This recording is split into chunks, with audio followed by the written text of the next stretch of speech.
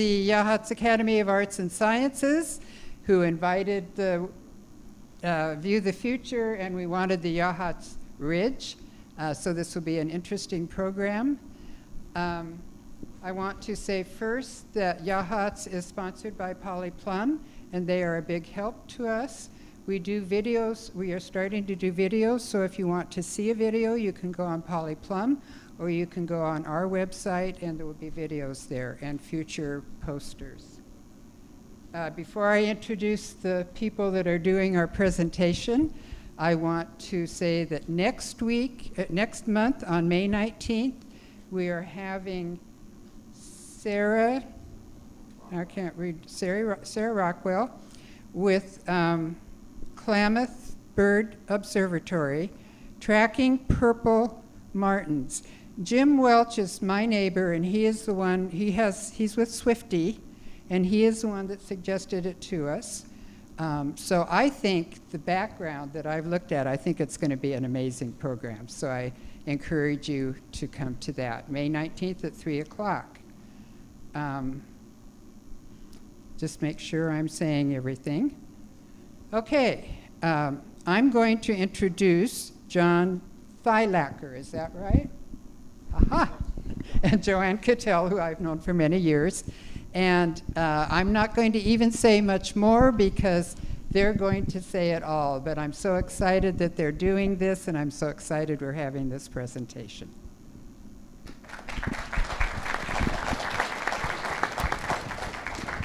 Thank you.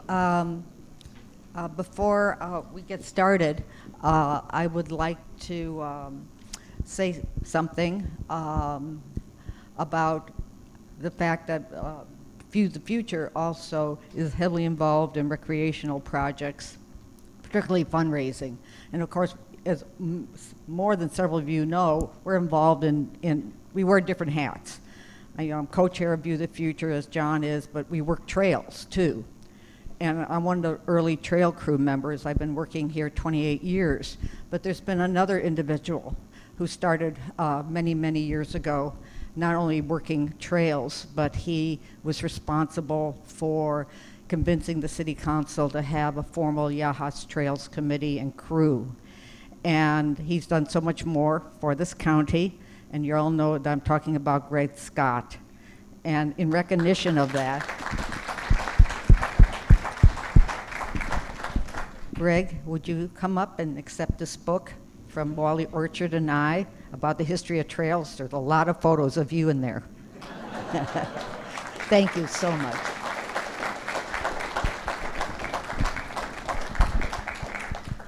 I'd like to first start with saying our land acknowledgement. This land acknowledgement that was created by View the Future was supervised by the cultural departments of the Confederated Tribes of Siletz Indians and the Confederated Tribes of the Kuzler, Umpqua, and Siuslaw Indians. Uh-oh, I didn't bring my glasses. Sorry. Let me take them out. Sorry for the delay.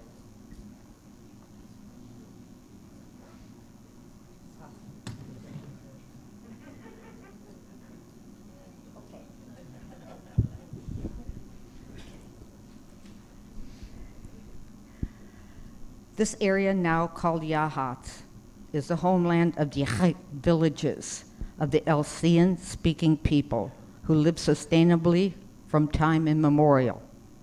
The name comes from the Elsi word ya, which means to go, and Yach, which refers to a place at the end of the trail. Now, Siletz said that through the Elsi creation story, the Uquina, Elsi, Yachat, Siuslaw, and Lower Umpqua people spoke the same language. But the cultural committee of the Coos tribe said no, they always had separate languages.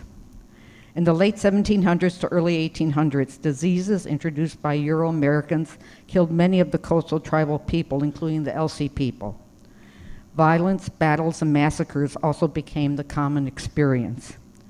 Survivors were pressured to sign treaties from 1851 to 55 to live on a shared reservation with many other tribes.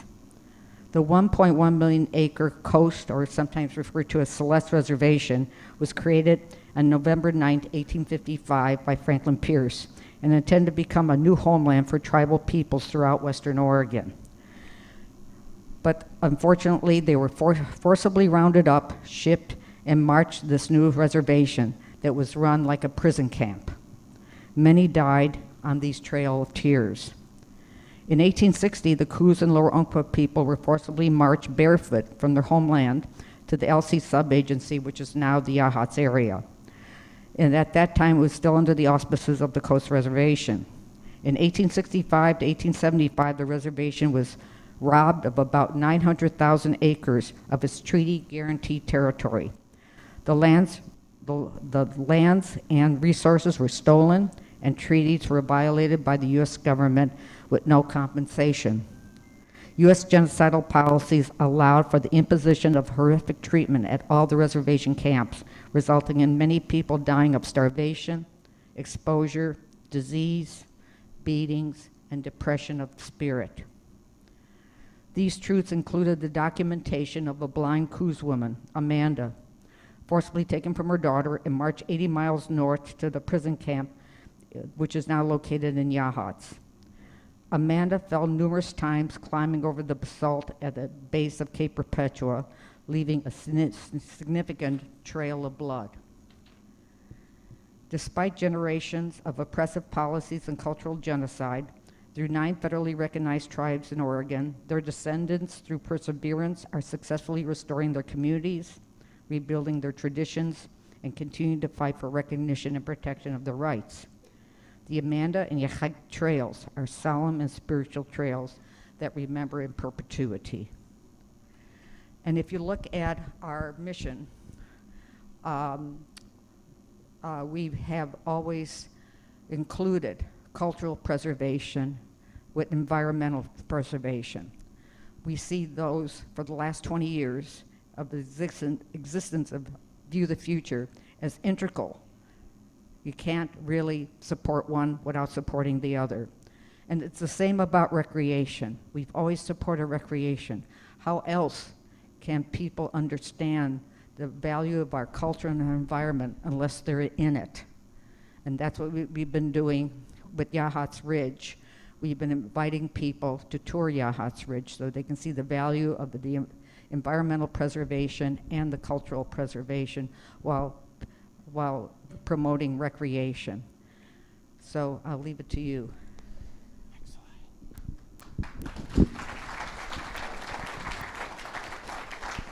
Good afternoon, everyone. My name is John Theilacker, and I'm co-chair of the board of directors of View the Future. It's so nice to see many of you here this afternoon. Sorry we had to bring you in from such a lovely afternoon, but we really appreciate you all being here. We'll try not to keep you here all day. So Kathy and I, my wife, who's in the back there, we moved to Yachats in October of 2020. And in, I think, the summer of 2021, I joined View the Future. And then the following year became co-chair of the board with Joanne. And it's been a great pleasure to serve on this organization. Our organization was founded in 2004 by Andrea Scharf and several others. And we are celebrating our 20th anniversary this year.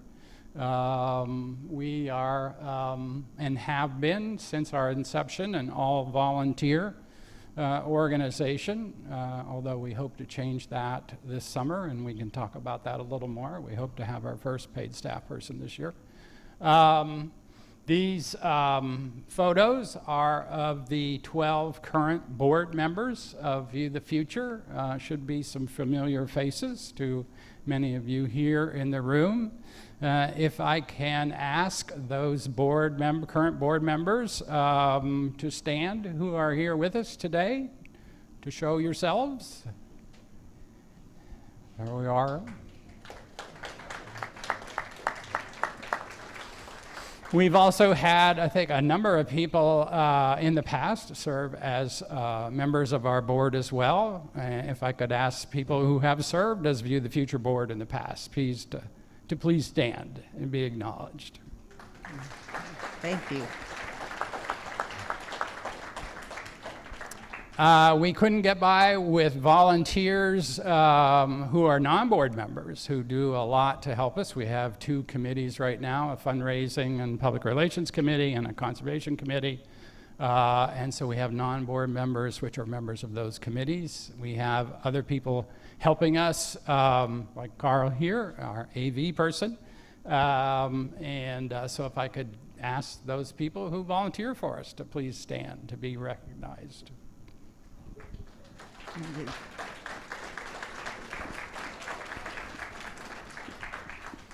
And finally, I would just like to thank all the extremely generous people here in the community that have supported View the Future financially over the years. We really would not still be here today if it wasn't for all of your generous support as well. So we really appreciate that, and we hope to show you today that we've made good use of those funds. Next slide.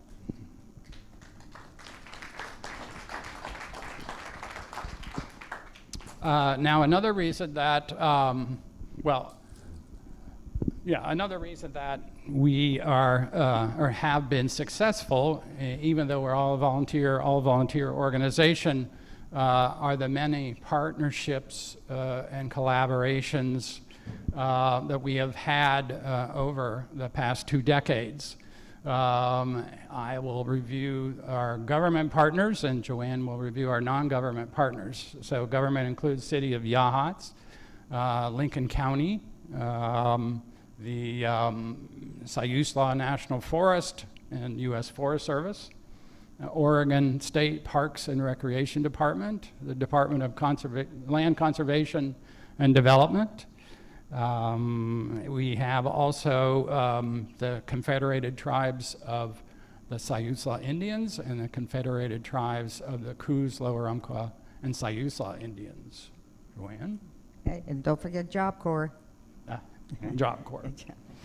And we have about 24 different nonprofit organizations that we've collaborated with, have been partnerships with, and I know I'm going to miss a few, but we have the Oregon Coast Visitor Association that's helped, certainly Mackenzie River Trust, our sister organization, the Cape Perpetua Collaborative, the Trust for Public Lands, the Ladies Club, Polly Plum and Yaz now, thank you, but Polly Plum really helped us with the dedication of the bridge, thank you.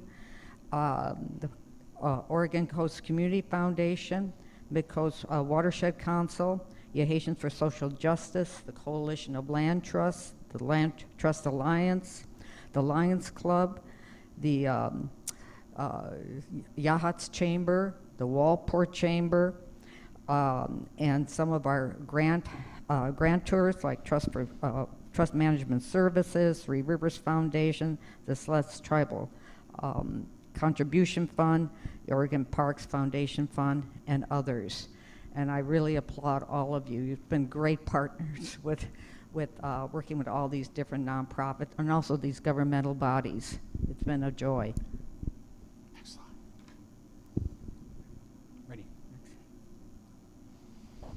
So let's talk about some of the things that we've been able to accomplish over the past 2 decades, starting with land.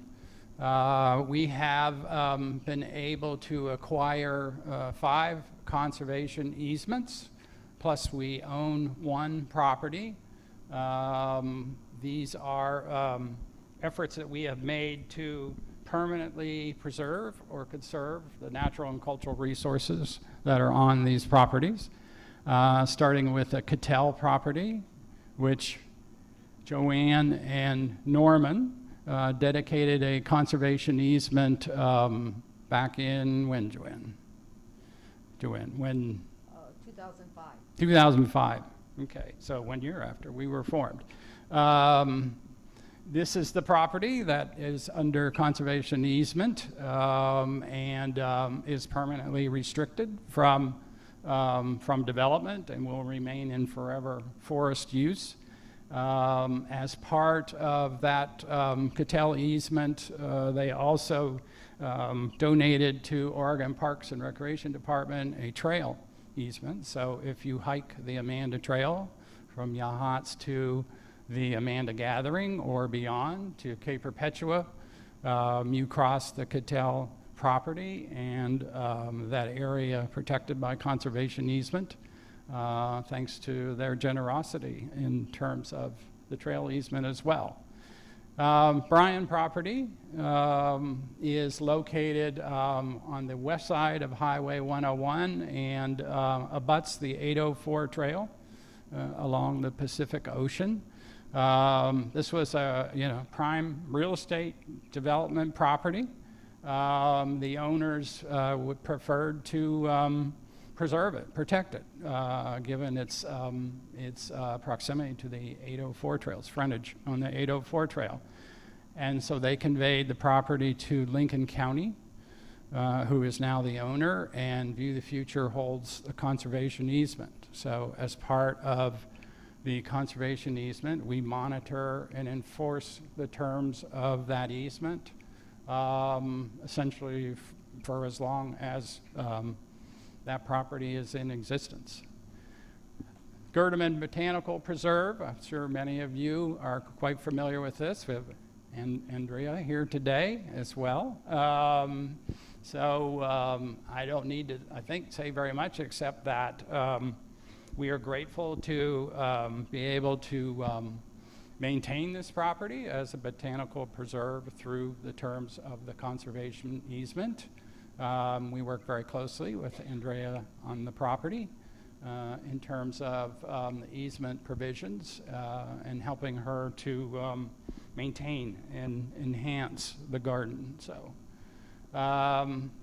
Barton Bridge, this could be our smallest conservation easement. It's really almost a trail easement that allows connection across Star Creek and the Star Creek community to the Yachats Trail just above the fire station. So, Statler property is our most recent acquired conservation easement. It's along the north side of the Yachats River. The elderly couple owned this property and were very willing to donate a conservation easement to View the Future. The most important restriction of this conservation easement is that it precludes third-party access across this property to access adjoining properties, which we had feared would at some point be logged. And so that was a primary benefit of this conservation easement. So.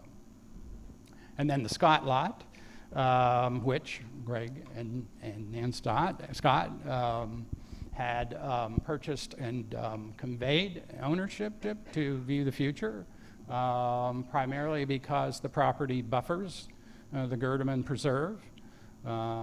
There is a conservation easement on this property. It is held by the Oregon Coast Community Forestry Association that holds that easement on the Scott lot. So, next slide, Joanne.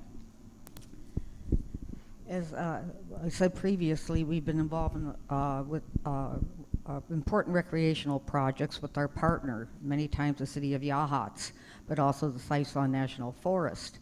And so the construction of the Yachats Trail was one of those. 5 private property owners gave irrevocable easements through their properties to make this trail possible. And that included a woman who has a 50 by 100 foot lot and a house where she lives full time. This trail goes through her backyard. But it took 5 years, 2 weeks, and 2 months to get the Theilacker National Forest to agree to 348 yards. But we did it, and we did it along with the partnership with the city of Yachats, who paid for the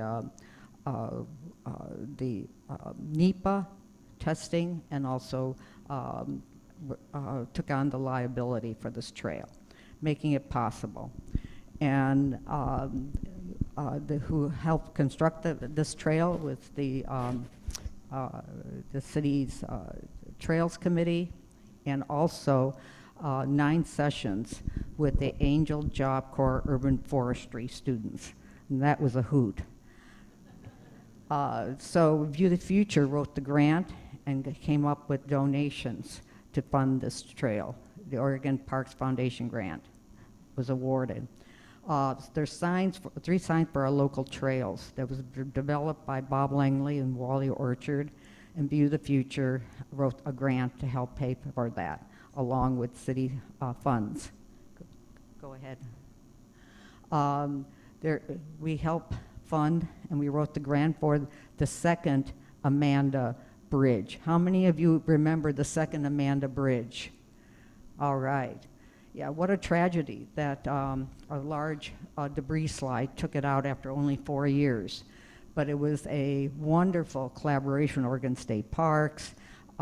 Greg helped build that bridge, by the way, and so many others that helped build the bridge, including a recreational trails grant that we got. And the Coos, Lor Umpqua, and Siuslaw Indians not only donated money, but they also donated their construction crew to make it happen. And then the third Amanda Bridge, View the Future was involved with that. We wrote 3 grants and came up with a lot of generous individuals who gave donations to make this bridge possible. And we also headed the dedication for the bridge with 8 different partners, 12 different partners on the bridge, and 8 different partners working on the dedication. Go ahead. Okay, well, for us locals, you know how awful the connection was between the 804 North and the 804 South. And finally, it really required a reconstruction, and that was headed by Bob Langley. View the Future wrote a grant again to help pay for the reconstruction of this connection. Also, you'll see on the back table a interactive pocket guide called The Thankful Respect and Acknowledgement for Indigenous Land Education. Jennifer Pettit, who works for the Oregon Extension Service, approached View the Future saying, would you help me make this possible? So it's a interactive trail guide that talks about the indigenous plants and the native wildlife that exists when the indigenous people lived for thousands of years on this land. And it was supervised by Robert Kenta, retired cultural director of Confederated Tribes of Siletz Indians, and he also helped us with our first land acknowledgement. Next slide. And that's where we cross into the cultural. See how recreation and cultural, environmental preservation all meshes together. And you can't do one without dealing with the other. And so View the Future took on creating 7 interpretive signs on our First Nation history. 3 are on the Yachats Trail and 4 are on the Amanda Trail. And we fundraised for that, and we also got a number of grants for that. We also did numerous talks and on our First Nation history. It started way back when the tribes, both tribes supervised me and a friend to write the Yachats Indian article and to bring the historical truth back to Yachats, including the prison camp years. When View the Future became a reality, that article came under the auspices of View the Future so that it can be preserved, the truth can be preserved forever. And with that also came saving the Amanda statue. The first one was destroyed, but we found that I knew that there were several others that were made. And so under the auspices of View the Future, under supervision of Robert Kenta, we were able to install that statue. And so with the talks and partnering with the peace hike ceremony that's initiated by the city, we have done a number of different projects. But my favorite has always been sharing talks with my beloved friend, Chief Slider. And it was the most fun, and I never knew where Doc was going to go. But it was always a joy. I always learned more and more from him, as I have from Robert Kenta. So we're going to continue those talks, and with the permission of the tribes, and in memory of Doc. Go ahead. So in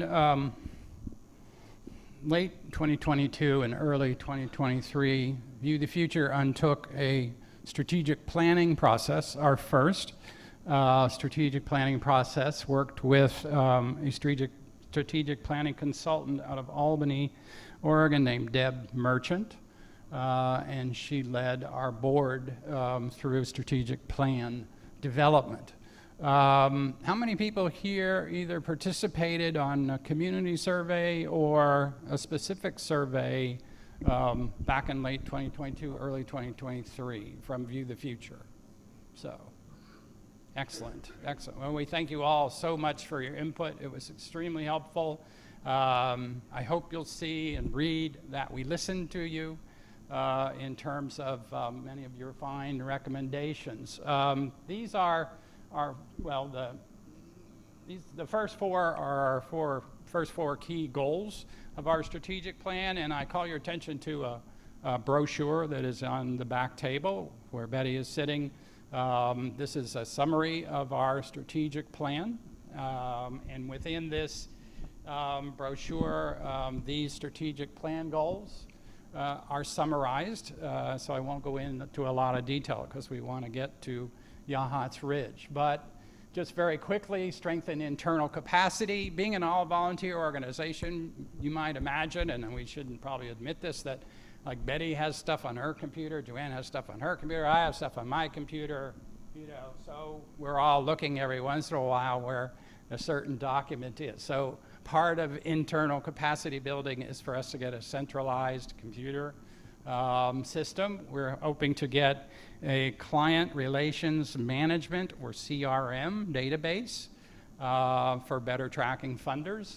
And to me, most importantly, we hope to hire, and we're this far away from raising sufficient funds to hire our first paid staff person. So that's huge in terms of sustaining View the Future into the future. And we're hoping that Joanne can finally retire, maybe from, and I can fish or something like that. But anyway, so furthering our mission, and it should say vision, but goals is fine.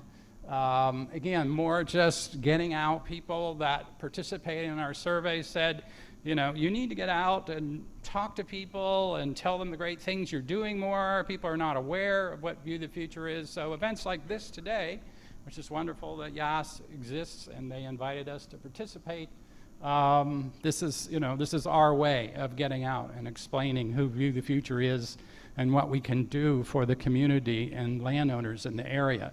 We want to continue our community collaborations, not only with government, but nonprofits, other organizations, and increase our impact in terms of land conservation and protecting the natural and cultural resources of our area. We focus right now on Yachats because we're an all-volunteer board.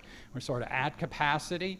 If we got paid staff, we might be able to look a little farther beyond the Yachats area for different and new and more exciting conservation opportunities, as well as increase our search for grant funding to support not only staff but projects. So, and I will turn it over to Joanne to talk about Ocean View Drive project. Well, one of the projects we're working on with the city and being a partner with the city is the Estuary Boardwalk project that most of you know about.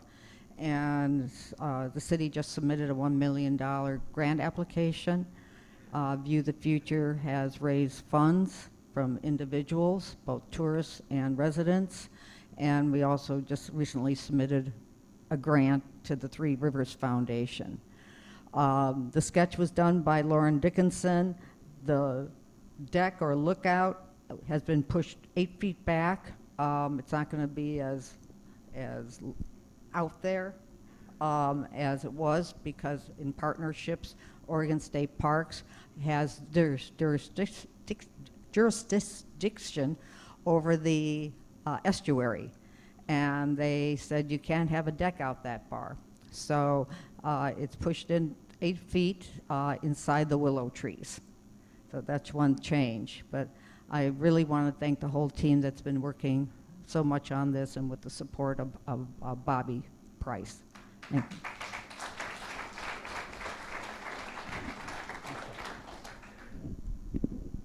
Now for our legacy. So just we're gonna show you a quick video, but I just wanted to introduce that video, and I assume that most everyone here knows today that View the Future has been working very closely and with a great deal of community support and other with the Oregon Parks and Recreation Department and the Oregon Parks Commission, who we hope will approve their acquisition, if you will, of the 1,100 acres that we refer locally as Yachats Ridge. So back in January, we made a formal presentation, and I think many people here today were also part of that presentation in Newport, to the Oregon Parks Commission on Yachats Ridge. And we started with a video, which Carl here had been extremely helpful in putting together. And so we'll show that video and then talk a little more about some of the key parts of the project.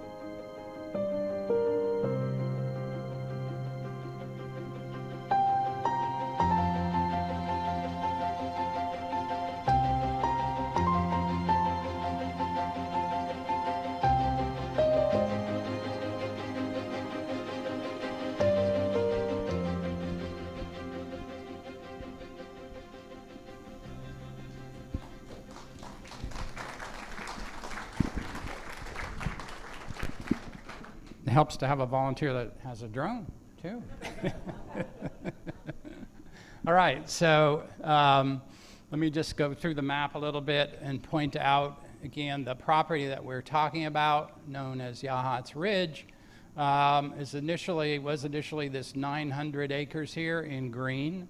This is the city of Yachats here. This is Yachats River Road. All the blue are surface water features. You can see Amanda Creek down here. So this is what we started to talk with Oregon Parks and Recreation Department about acquiring as a possible future low impact recreation park and natural area. At one point in time before Manulife acquired the property, Hancock owned the property, and this piece and this piece were owned by Hancock.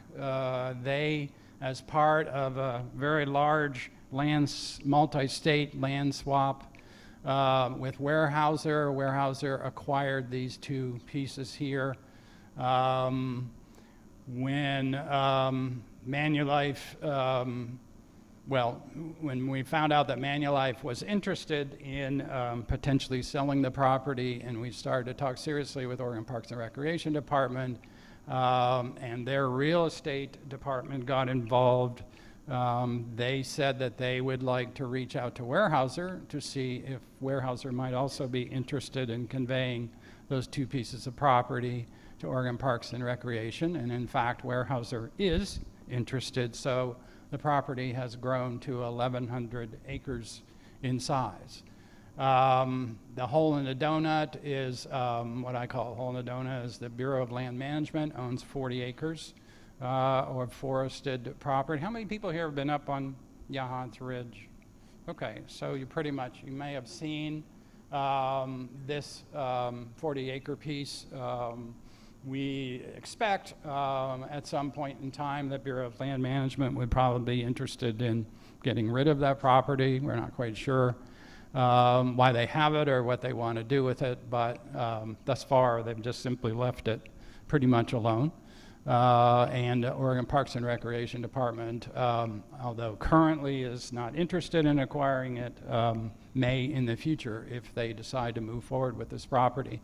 To the south of Yachats Ridge is the 2,700-acre Cape Perpetua Regional Scenic Area, which has roughly 26 linear miles of developed trail, which could clearly connect with this property to the north if was in some type of public or protected ownership.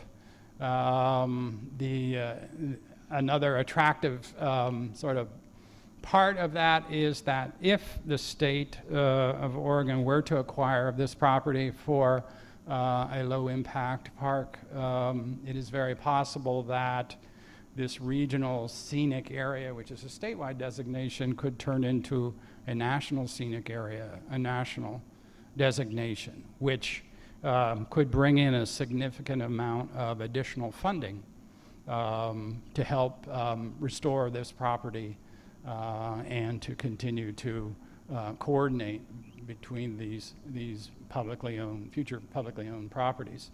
To the north, or east, up the Yachats River is a mix of public and private ownership. Sayusla National Forest. You have Sayusla National Forest here to the north of the property,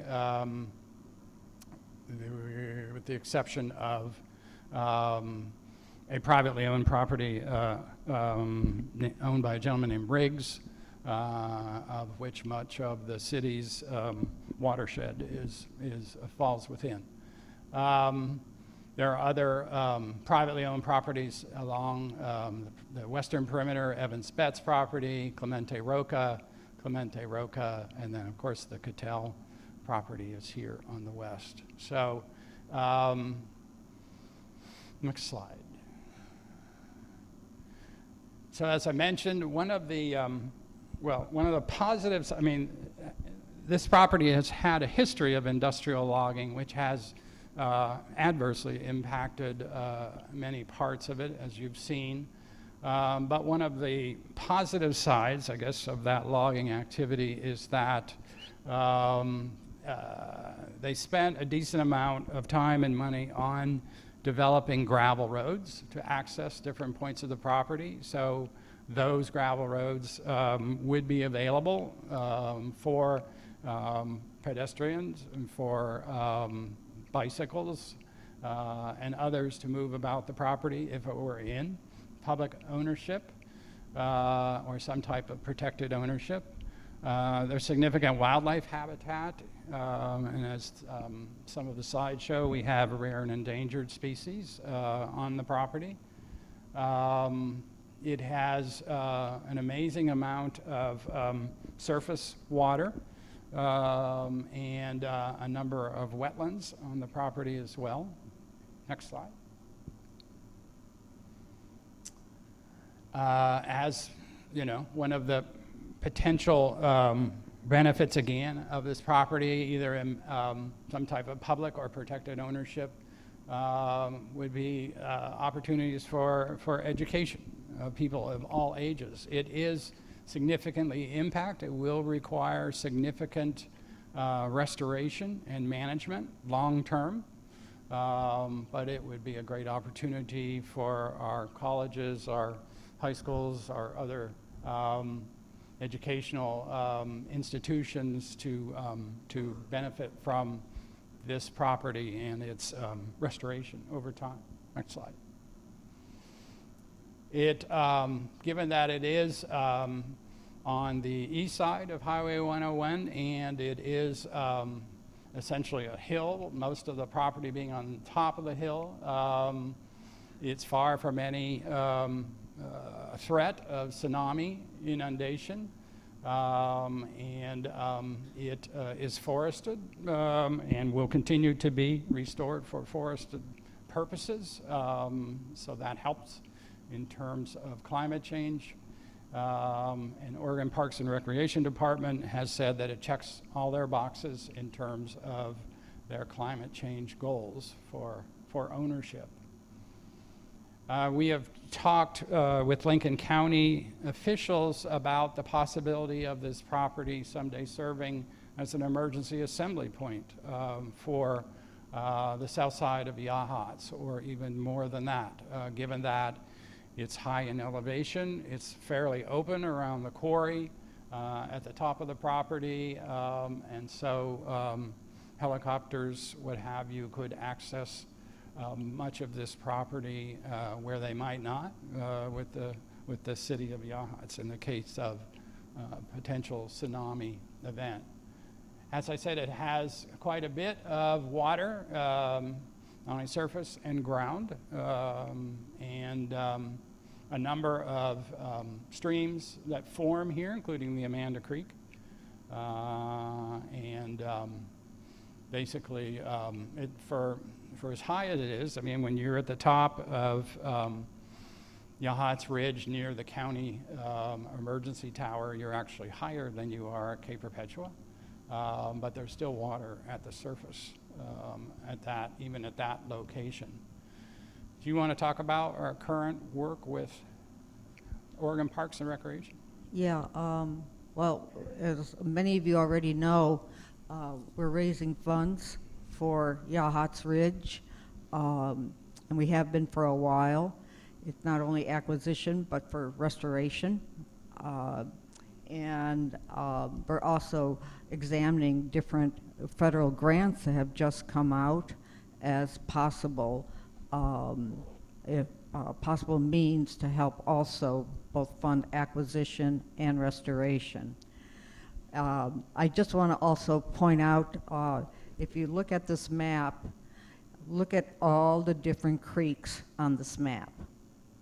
And this is not all of them. This map is not entirely accurate. And some of these creeks are not accessible from the road. On this property, it's basically, the geology of it is much newer on the south side of the Yachats River than it is on the north side of the Yachats River. And all the water that's in and around this area, all the way to Hasita Head, is in fissures. And it's accessing those fissures. And this property, a lot of those fissures are coming to the surface, like with the quarry. The quarry is not just rainwater. When the quarry was originally built in 2000, it became a problem for accessing rock to rehab the Cape Ranch Road, because it kept filling up with water. Because when they dynamited into a fissure. And so, to our benefit, even though water evaporates in the summer, it still has a lot of water in it. Unfortunately, historically, when the quarry used to be 10 feet deep and became a wonderful estuary and also a swimming hole for our local kids, the project manager for Hancock at the time thought it would be dangerous, and so he had it filled in. So it was dry, but within a year it started getting wet again, and then it started filling in again. And you can't stop Mother Nature once you open up a crack. And there's also, we refer to wetlands, and when we do the tours, we point out the different wetlands that are actually the sources of some of our perennial creeks. And some of those wetlands have gotten a lot smaller with all the logging around it. And we hope that once the conifers mature, that the wetlands will do much better and continue to prosper for our wildlife. And yes, we take you to the headwaters of the Amanda also. And because I have a personal feeling about that. And it's also been logged around those headwaters when they used to be far more robust. So when the trees grow up in 30 years, it should be a more robust area for water for the Amanda. And then you see there's pink lines.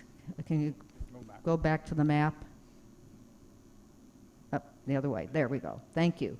Some pink lines here, little dots here and there that I had put in show the possibility of future trails, future connections.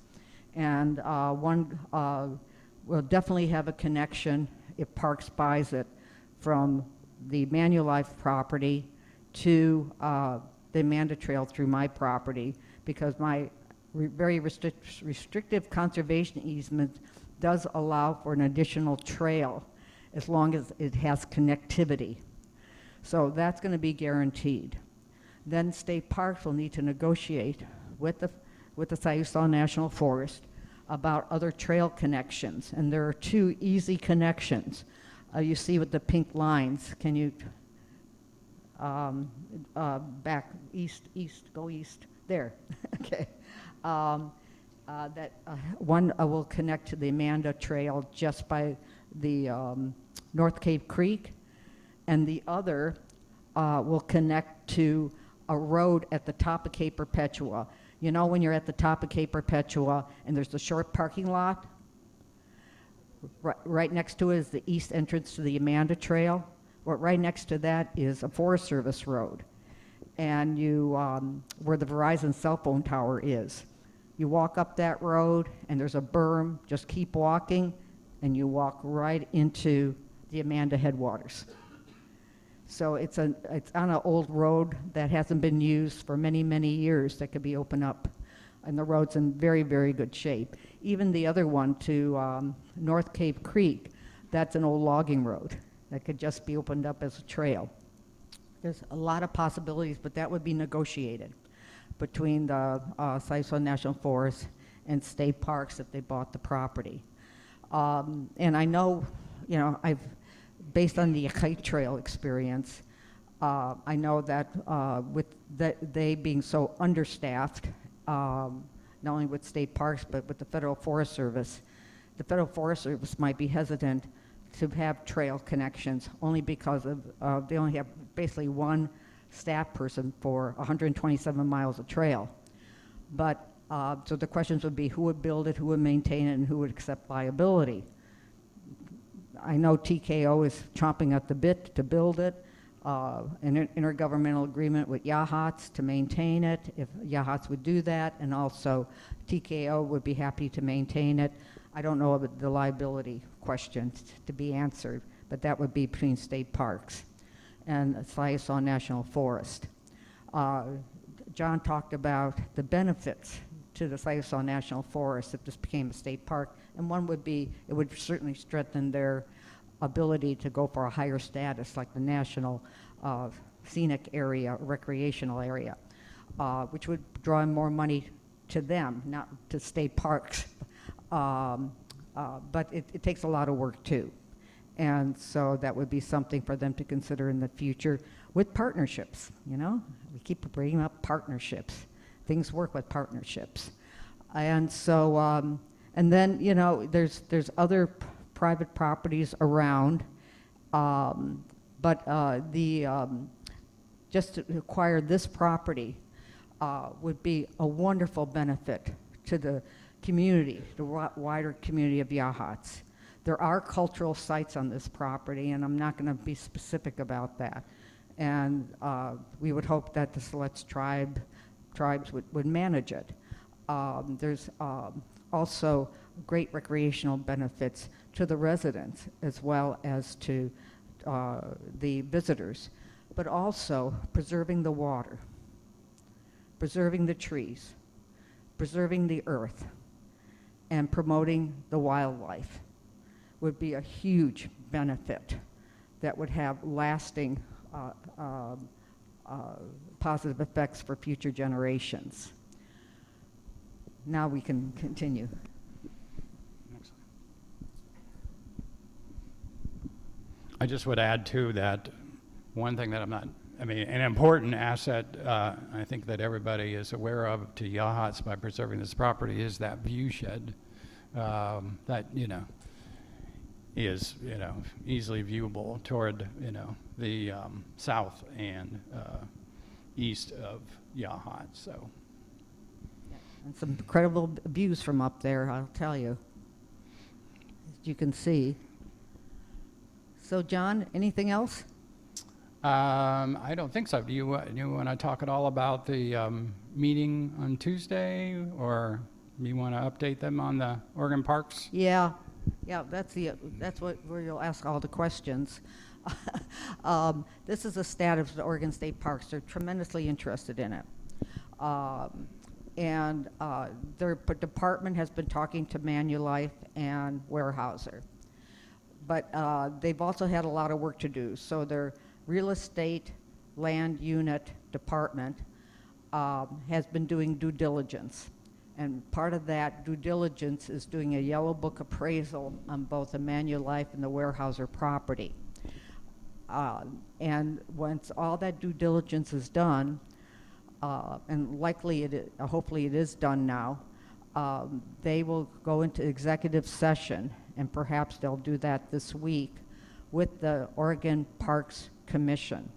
And it's the Oregon Parks Commission members that make the decision. So they'll hear all the details, all the information out of the real estate department, and including what the Yellow Book appraisal is.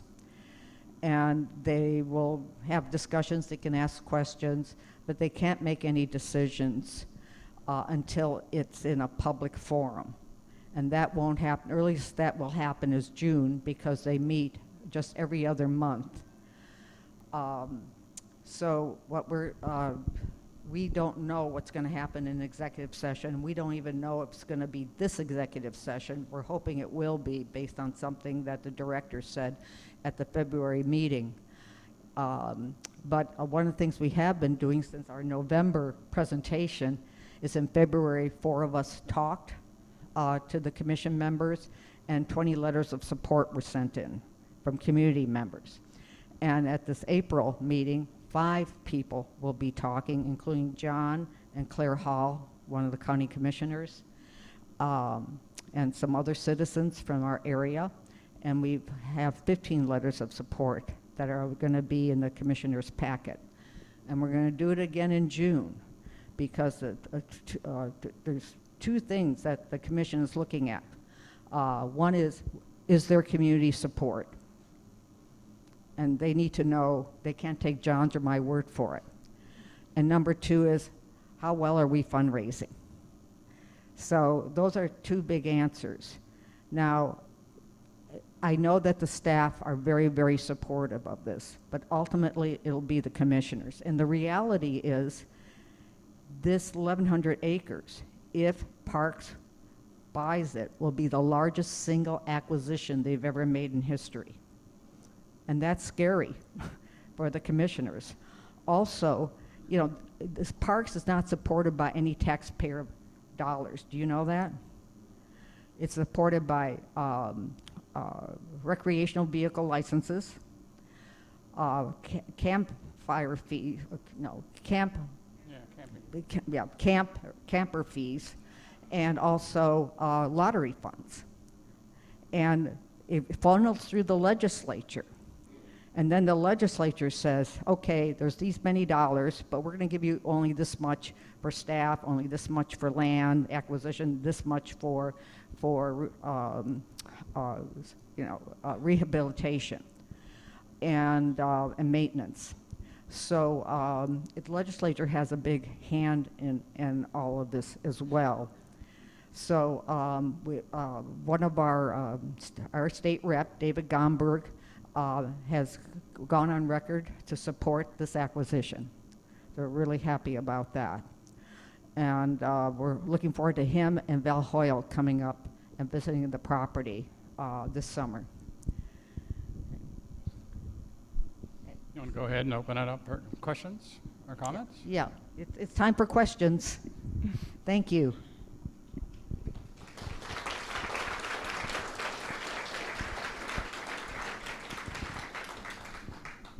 Question? Yeah. Yeah.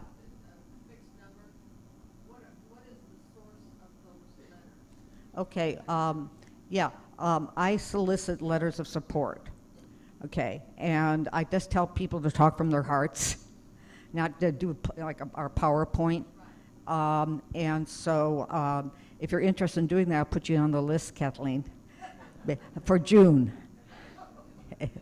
Yeah, okay, thank you. Jim is nodding, yeah, thank you. Yeah, Nan.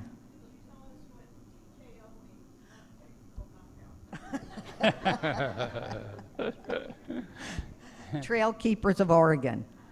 But I like the other one better. Yes, Quentin.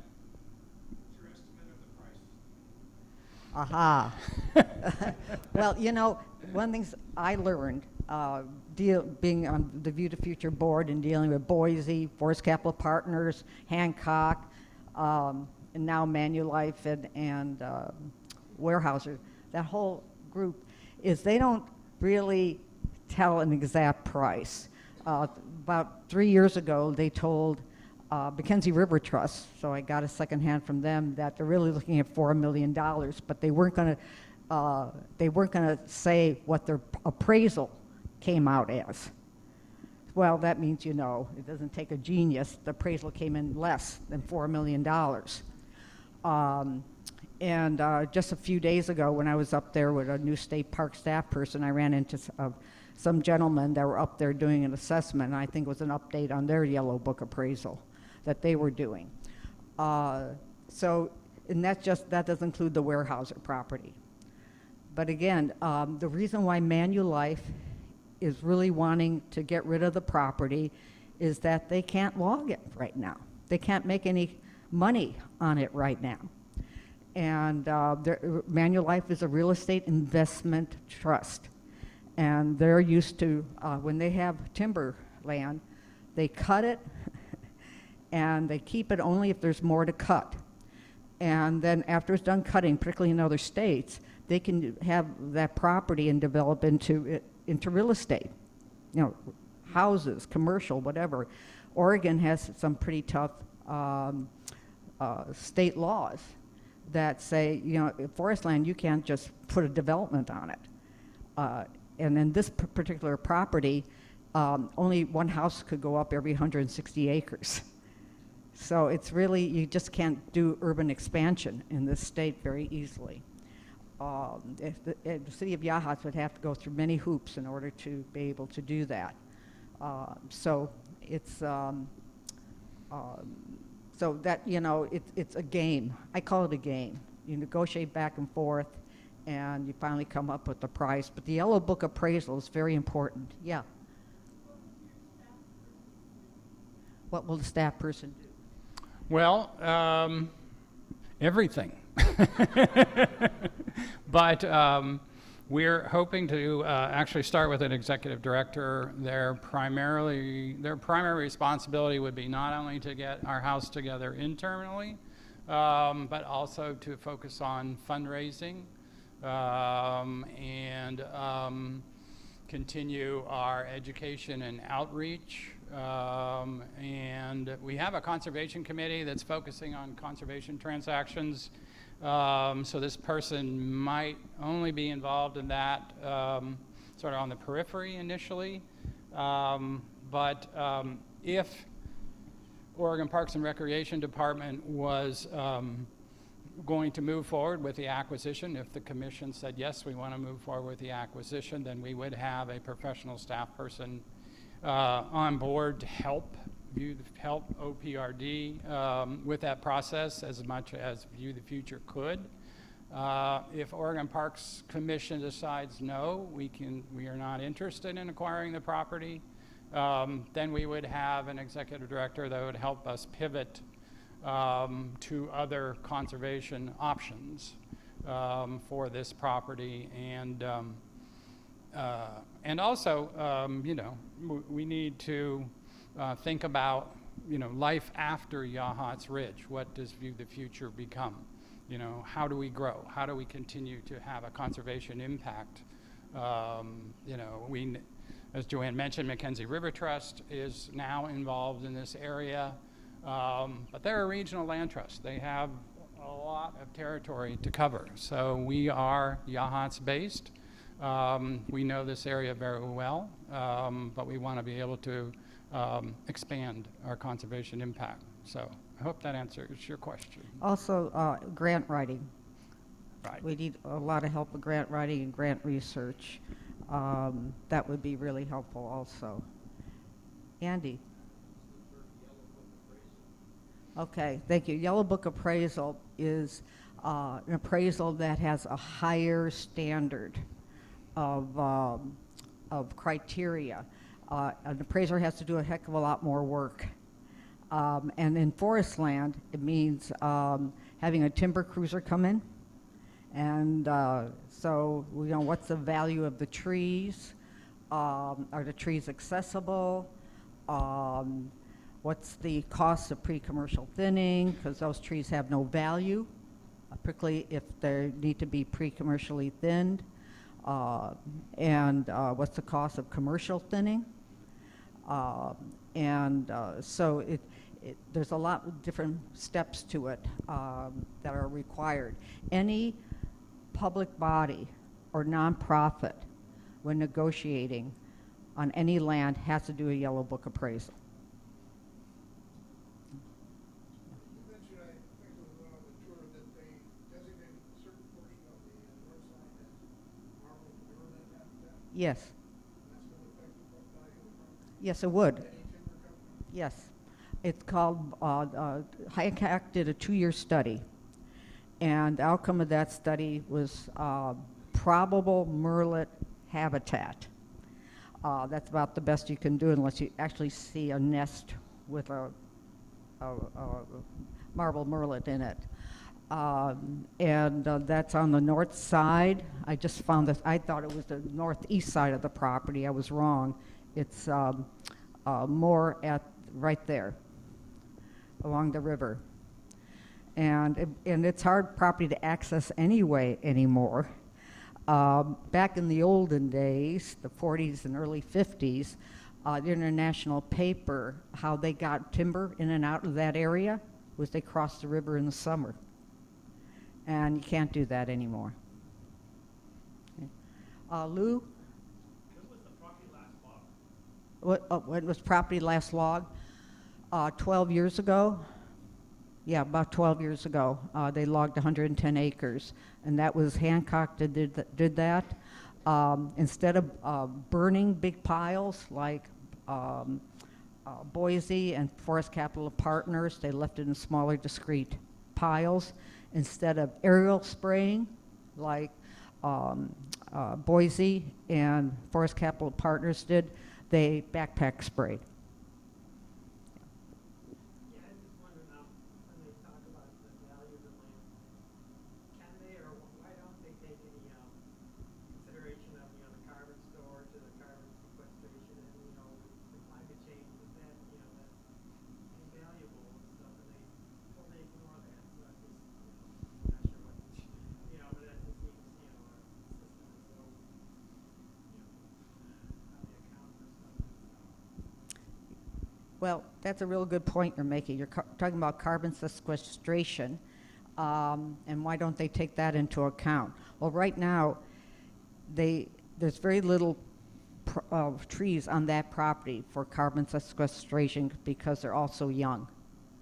Where you find the older trees is right along the river because they haven't been cut for, at least 70 years. 70, and also there are two ridges that have not been cut since the 40s and 50s. But that's in terms of the whole 1,100 acres. That's maybe I'm talking about 100 acres, 120 acres at the most, and they may put that in their Yellow Book appraisal, but I would doubt it. Based on the people they use to do the Yellow Book appraisals. But your point is good because that's the other huge long-term benefit of this property is carbon sequestration and absorbing that carbon. And the more that we can do that in this area and up the river road, and they're already doing it south, the better. In fact, when I take people on tours and I take them up to the emergency response tower at 1,600 feet, we walk a little further because I want to show them the seismic apparatus that's up there. And but if you look beyond that, down the road, there's you see the Gwen Creek Ridge, you see then the Cummins Creek Ridge, and then you see the Cummins Creek Wilderness area. I mean, it's stunning, and all that is absorbing carbon. And this property could become a part of that partnership. One of the problems with the forest on the property, and I'm sure many of you that have toured it have seen that, but after areas were logged and replanted, they've really never been, but rarely been managed thereafter. And so what we have are some extremely dense forests that should have been thinned out over time in order to be more healthy, and they never have been. So they're all really just kind of walls almost, if you will, of trees and snags and brush and what have you. And so for anyone even to think about logging some of these areas, they would have to go in and see if they could sort of thin out those areas to allow the other trees to continue to grow. Some of them may be too far gone to do that, and they may simply have to start over as part of a restoration plan for the property. But there are some real issues in terms of forestry. Yeah, in 37 years since I owned my property, there's been 11 owners of this property, in part or in full. And just think about that. Think about a child who goes through 11 different foster care homes. Yeah. What will be the outcome for them? Well, I think about the land in the same way. I think about water in the same way. They need caretakers. They need people to love it, and to stay with it, and to nurture it, and to rehabilitate it. And that's what I really desire for this ridge, is to finally find parents that are willing to take care of it, along with this community. Because it takes a community, right, to raise a child? Well, let's have a community raise this piece of property and make it a jewel for the Oregon coast. Thank you.